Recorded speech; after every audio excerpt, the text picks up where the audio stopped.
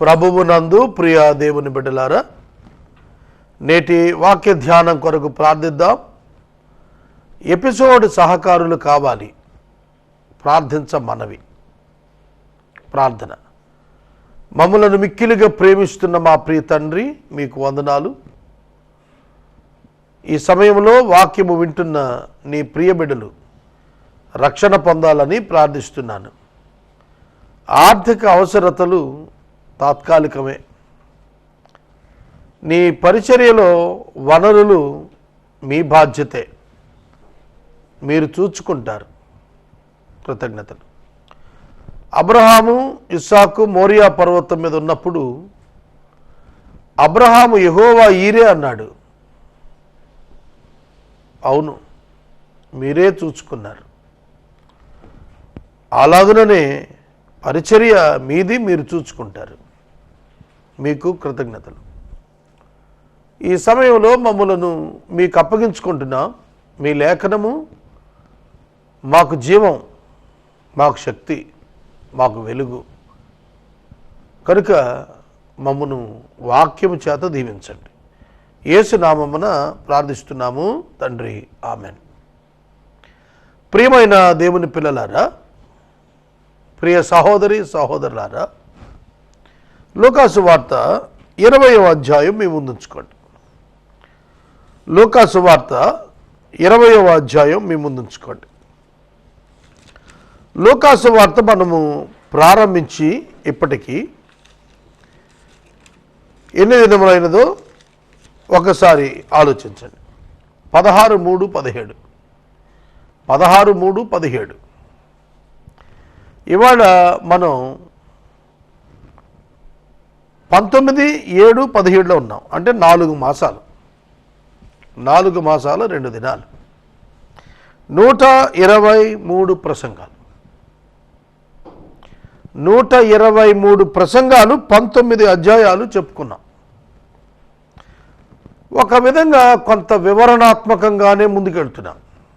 దేవుని మహాకృప.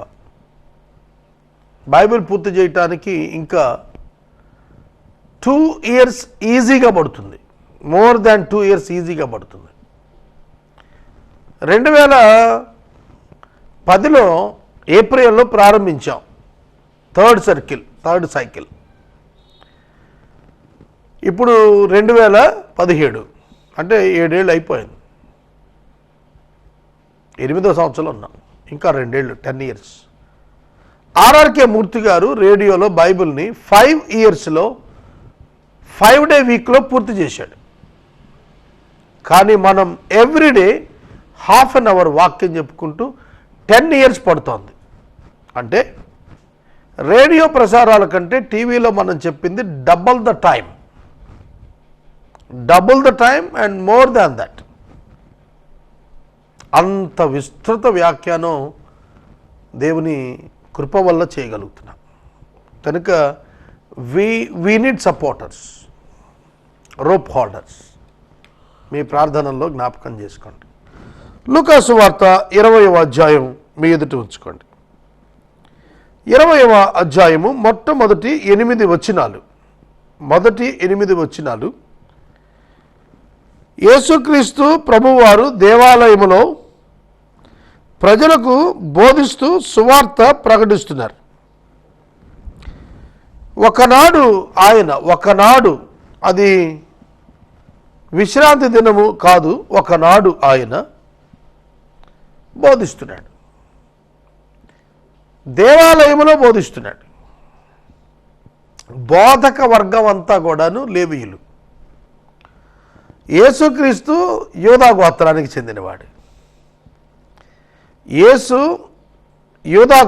చెందినవాడు. లేవీయులందరూ, బోధకులందరూ లేవీయులకు చెందినవారు. అందుకే వాళ్ళు పట్టుకున్నారు యేసు ప్రభువుని. పరిసయ్యులు, ప్రధాన యాజకులు, శాస్త్రులు ఆయన మీదకు వచ్చారు. యేసు బోధిస్తున్నాడు. ఏం బోధిస్తున్నాడు? సువార్త బోధిస్తున్నాడు, సువార్త ప్రకటిస్తున్నాడు. Jesus is preaching the gospel. The chief priests and the scribes with the elders came up. వాళ్ళు దొమ్మిగా మీదకి వచ్చారు. వచ్చి ఆయన పట్టుకుని అడుగుతున్నారు. రెండవ వచనం, నీవు ఏ అధికారం వల్ల ఈ కార్యం చేయుచున్నావో ఈ అధికారం నీకెవడిచ్చినో మాతో చెప్పు అని ఆయన్ని అడిగారు. మంచి ప్రశ్నే. యేసు, నీవు యూదా గోత్రానికి చెందినవాడువు, నీవు ధర్మశాస్త్ర ఉపదేశకుడువు కాదు. అయితే మరి నువ్వు సువార్త ఎందుకు ప్రకటిస్తున్నావు? దేవాలయం ఎందుకు ప్రకటిస్తున్నావు? నీకు అసలు ఎవరిచ్చారు ఈ అధికారం? నేను ఈ మధ్యన ఒక స్థలానికి వెళ్ళాను. ఆ స్థలంలో ఒక దైవజనురాలు తల్లిగారు, పెద్ద ఆవిడే, వారితో మాట్లాడుతున్నాను. ఆమె అడిగారు నన్ను, మీరేం చేస్తారని. నేను ఇండిపెండెంట్ చర్చెస్కి బిషప్గా ఉన్నాను అని చెప్పాను. ఆవిడ మాటల మధ్యలో అడిగారు, ఎట్లా బిషప్గా ఉన్నారు, ఎక్కడ సంఘాలు ఉన్నాయని. నేను ఆమెకు చెప్పాను, ఆమె సెల్ఫ్ డిక్లేర్డ్ బిషప్ అని.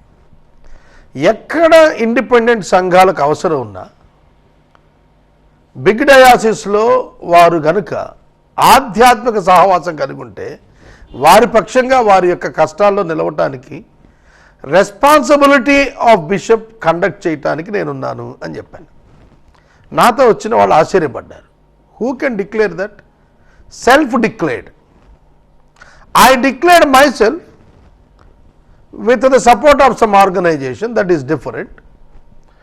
యేసు ప్రకటించుకుంటున్నాడు, నాకు అధికారం ఎవరిచ్చారని ఎవరు అడగాలి? Who has to give the authority to preach the gospel? God, దేవుడు. సువార్త ప్రకటించే అధికారం ఎవరు ఇవ్వాలి? దేవుడు ఇవ్వాలి. వ్యవస్థ ఇవ్వదు. కానీ ఆనాడు లేవీయుల వ్యవస్థ ఒక విధానం ఏర్పరచుకుంది, వాళ్ళే ప్రకటిస్తున్నారు. సువార్త ప్రకటించడానికి లేవీయుడేంటి, యూదుడేంటి, ఎవరైనా ప్రకటించవచ్చు. కాబట్టి యేసుక్రీస్తు ప్రభువును వాళ్ళు అడుగుతున్నారు, ఏ అధికారం, ఎవరిచ్చారు నీకు అధికారం? నీకు ఎక్కడది అసలు అధికారం మాట్లాడటానికి? చాలామంది ఇవాళ ఆర్గనైజేషనల్ మ్యాడ్నెస్ ఉన్న వాళ్ళు ఇండిపెండెన్స్ని అడిగే ప్రశ్న ఏంటంటే, ఎవరండి వాళ్ళని సేవకు రమ్మంది? అసలు ఎవరు అనాయింట్ చేశారు? ఎవరు ఆర్డైన్ చేశారు? ఎవరు చెప్పారు వాళ్ళకు సువార్త చెప్పమని, సంఘాలు పెట్టమని కేకలేస్తున్న పెద్దలు చాలామందిని చూశాను. వాళ్ళు ఏంటంటే వ్యవస్థీకరణ,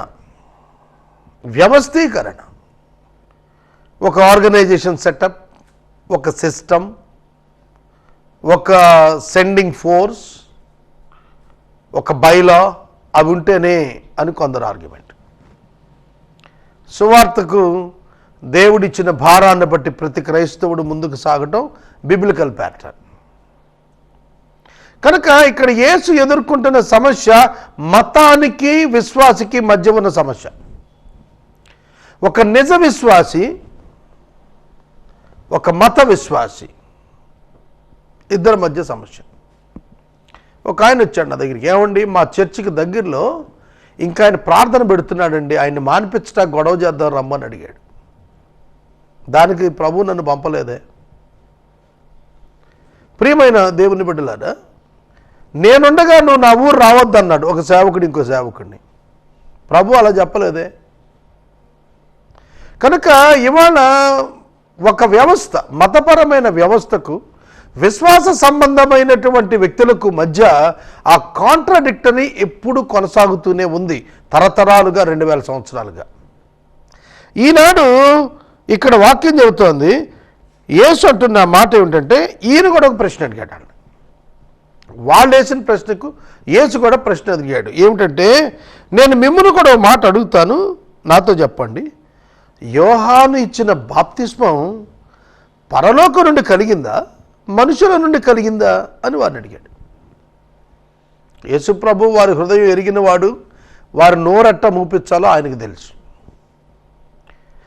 యోహాను ఇస్తున్న బాప్తిస్మం, యోహాను నువ్వు బాప్తిస్మాలు ఇవ్వు అని దేవుడు చెప్పి పంపిందా, లేక లేక మనుషుడైనటువంటి యోహానే తనంతట తను ఇచ్చేస్తూ ప్రజలు తనే తిప్పేసుకుంటున్నాడా చెప్పమన్నాడు.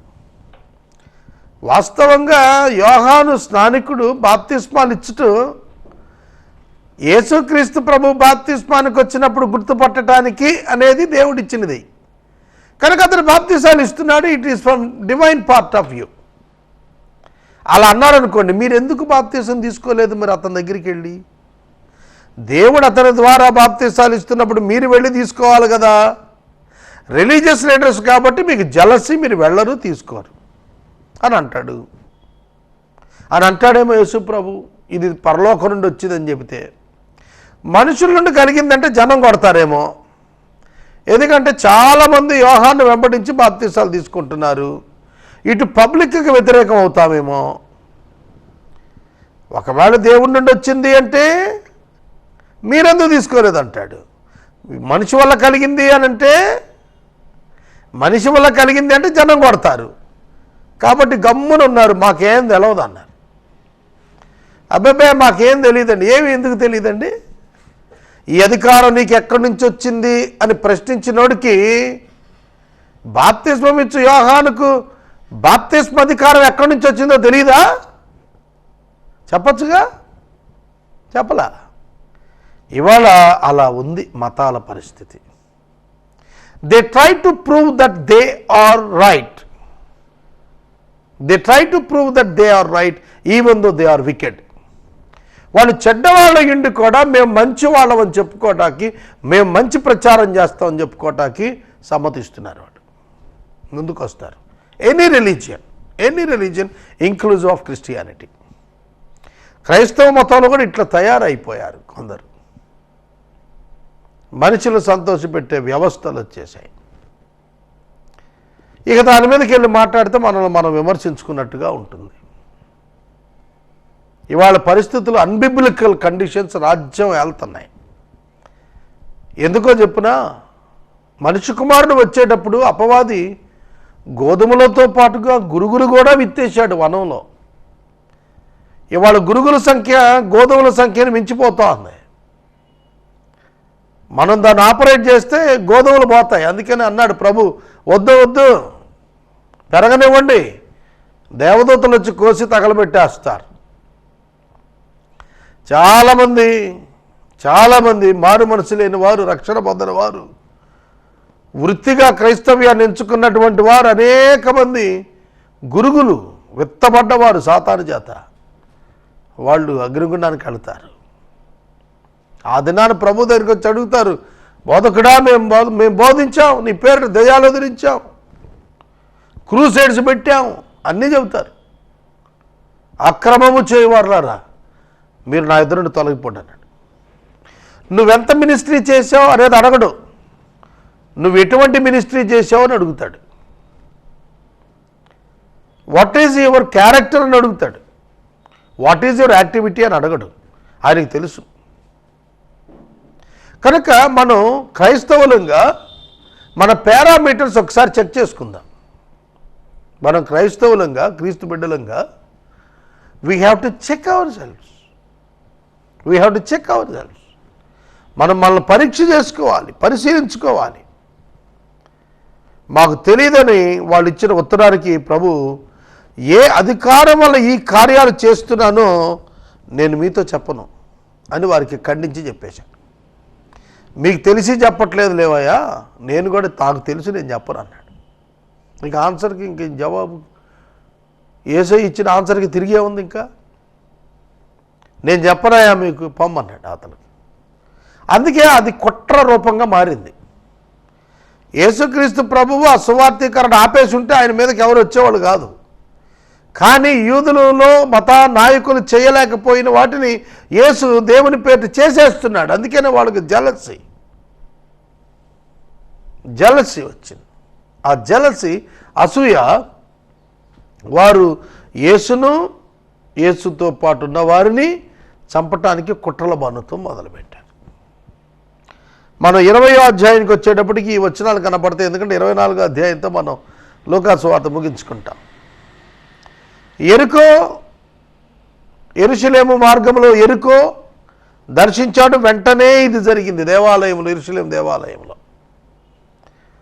Who has given you the authority to cleanse the temple, to question the people in the temple? నువ్వెవరో అయా మందిరంలో ఉన్న వాళ్ళని క్వశ్చన్ వేయటానికి? నేను చెప్పాను కదా, మనుషుల కంటే ఆచారాలు ముఖ్యమైపోయాయి క్రైస్తవ్యంలో. It's unbiblical, unethical. People are important, not your rituals. నీ ఆచారాలు కాదు, ప్రజలు ఇంపార్టెంట్. ప్రజలు ముఖ్యం, ప్రజల రక్షణ ముఖ్యం, ప్రజల సౌఖ్యం ముఖ్యం, ప్రజల ఆనందం ముఖ్యం. కనుక నీ సిస్టమ్స్ కాపాడుకోవడానికి ప్రయత్నం చేయబాకు.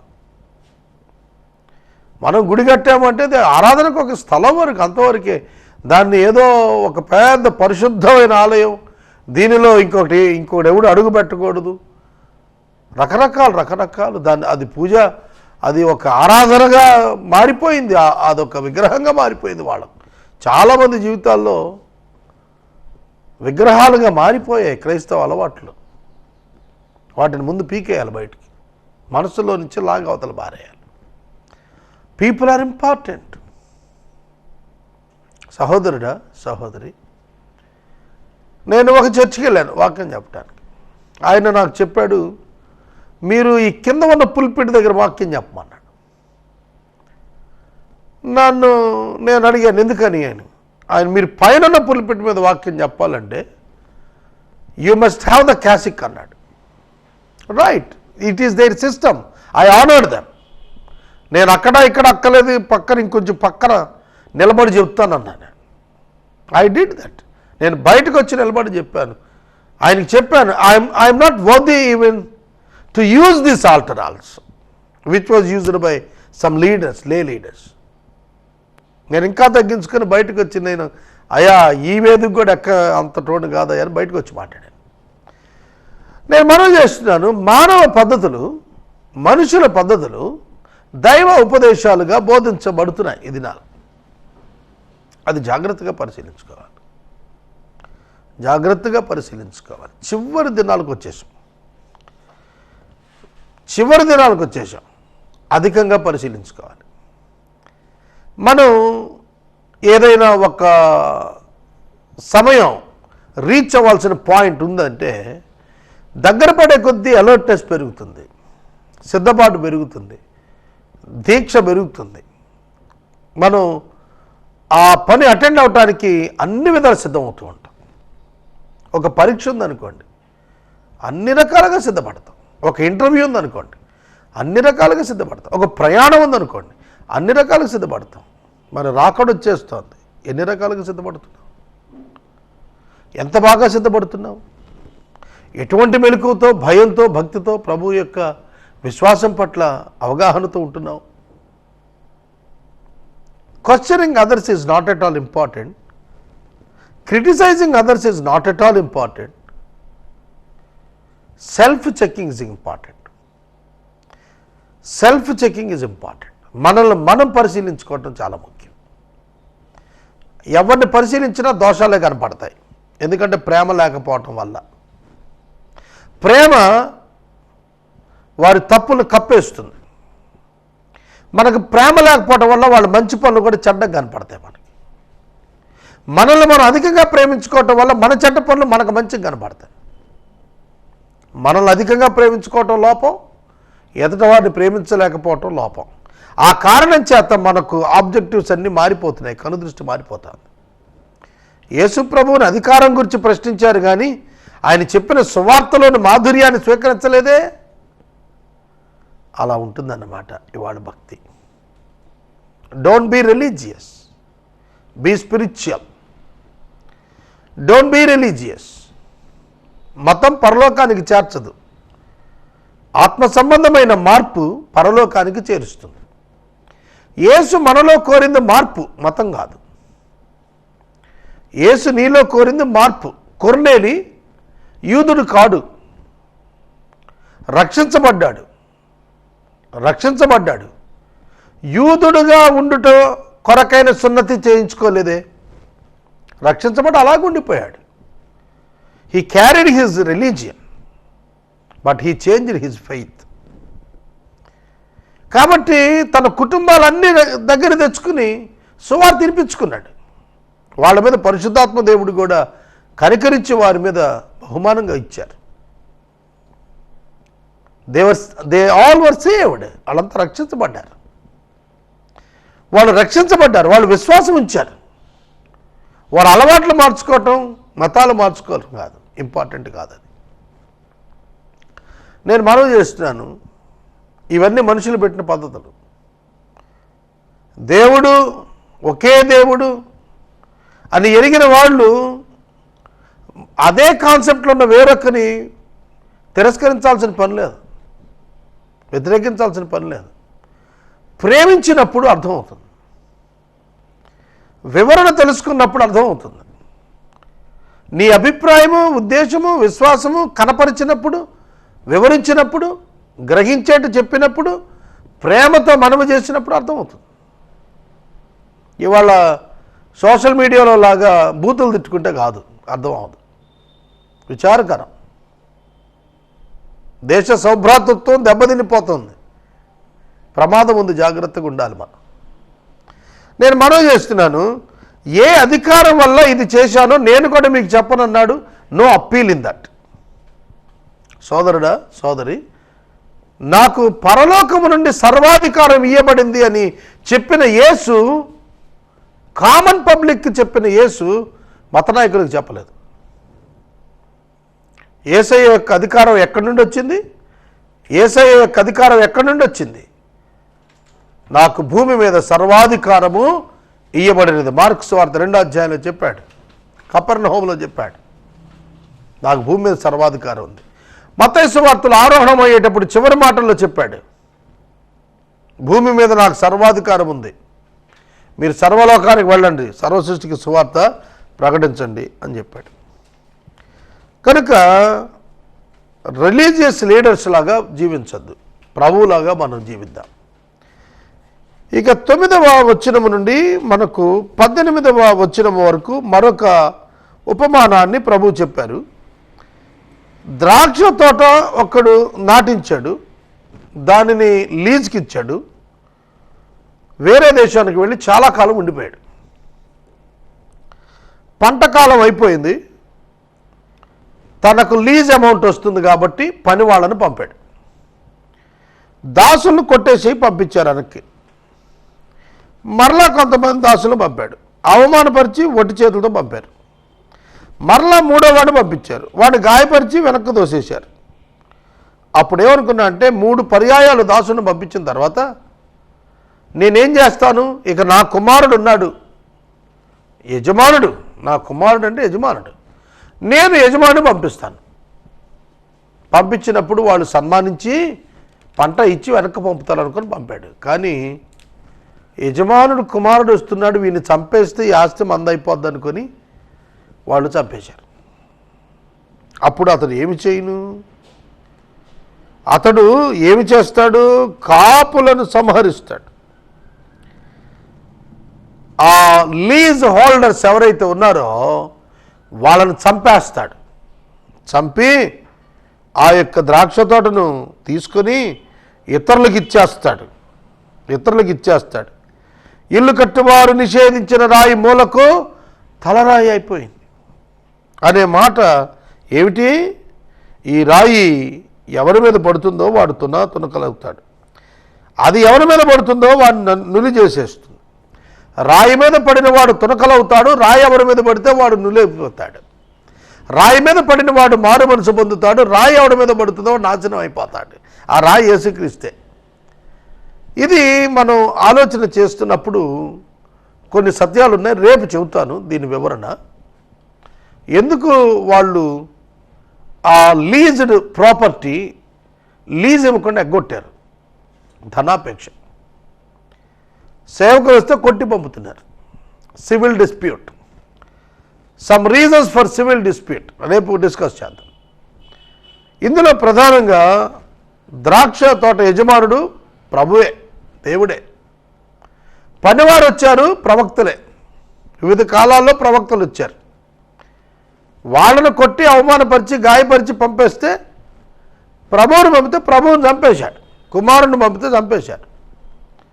అప్పుడు ద్రాక్ష తోట వారి దగ్గర నుంచి తీసేసి అన్యులకు ఇచ్చేశాడు.